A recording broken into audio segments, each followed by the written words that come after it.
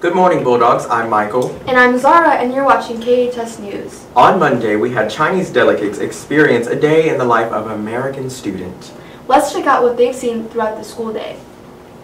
On Monday, Chinese delegates came and visited our school and were toured by student council officers. So we started off our tour in Miss Ingram's office, where everyone got to know each other, get some shirts, and get the vibe of what our school is like. From there, we went into the library, where we split into smaller groups to go on the tour and had a little fun. From there, we went and we saw a dance room, and we saw all the Angels trophies and saw a live dance performance and had a great time. From there, we went into the PE room, where we got to see the boys doing typical American exercises.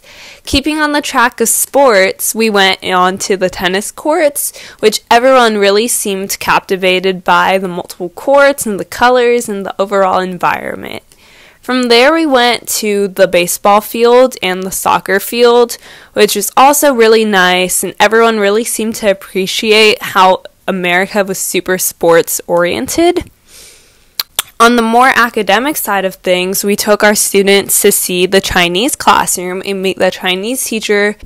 From there, we went into Miss Burroughs' chemistry room, which was very cool for the delegates' teachers, who's also a chemistry teacher. From there, we went into the journalism department, where the delegates saw some old yearbooks and some old newspapers, and we even took them into our very own KHS newsroom. There, they were able to see the teleprompter and the lights and the cameras and behind the scenes of what goes into making a broadcast. We are super appreciative of the opportunity Austin High School had to meet these delegates, and we hope them the best in the future. We had a great time showing the Chinese delegates how KHS News makes a broadcast. Zara, have you heard about this FBISD bond? No, but I did hear that Austin High School is receiving $19 million for this bond. Wow! Let's get an inside scoop with Donna about more information about the bond. This upcoming election day, November 6th, Fort Bend ISD will be voting whether or not to receive a bond. If the bond is approved, Austin High School would get roughly $19 million. This money would go for funding for sports, exterior improvements, safety improvements, and more. So we're here at Miss Blair's office behind the scenes. We've asked multiple administrators, and they're not allowed to release any additional information. But here at Miss Blair's door, we do have a poster that has been officially released by Fort Bend ISD, including more information on the bond, with a division of where the money would go. So for example, $10.6 million would go for transportation, so new buses, etc. And the tax rate would not have an impact for people over the age of 65, which is a good chunk of people, you have to remember. If you have any questions about this poster, you can find it on fortbendisd.com or ask Miss Blair. Miss Murray, as a Fort Bend homeowner, how would the bond impact your taxes? As far as it going into me having to consider how it would increase my own taxes as a property owner or a homeowner, that's the part where I'm like, what? Because my property taxes are already, I would say, I mean, I live in a gated community, so it's obviously it's a little bit more, I'm not going to say the exact amount, but it's pretty high. So you're like, when you think about it getting even higher, you're kind of like, whoa, you know. But then I saw that the bond wouldn't pretty much go into effect by 2020, and I'm like, maybe I'll just sell my house by then. Are you guys aware that Austin High School could potentially get $19 million if a bond gets approved through Fort Bend? We did not know that. Yeah, I did not know that.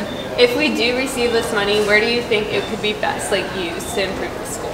I think personally, a lot of clubs and organizations on campus need funding for competitions and things like that. So I think it could be put into really good use if we put it to organizations and clubs on campus. With that being said, members probably wouldn't have to pay as many dues if we were going to be able to use that funding towards organizations and clubs. Do you think homeowners should invest their money into paying for this bond and help Austin High School and other Fort Bend schools? I think that homeowners should be able to contribute to the cause because they know that it would be helping our fellow students in the community. Yeah, it's like the concept of social responsibility. If homeowners are likely to contribute to the school's campus, then it's only going to benefit their kids, and it's only going to make a stronger future generation. Election Day is November 6th. Make sure to come out. Thanks, Donna. Wow, I'm glad to hear the renovations that are getting done to improve our school. Michael, have you seen those cute dogs walking around the school? Yes, but I heard these dogs are trained for something special. Let's take a look with Justice about the service dogs. Hi, my name is Justice and I'm here with Natasha and Zoe, two of our fellow bulldogs that will be training their dogs to be service dogs. So Natasha, can you tell us a little bit about Claire?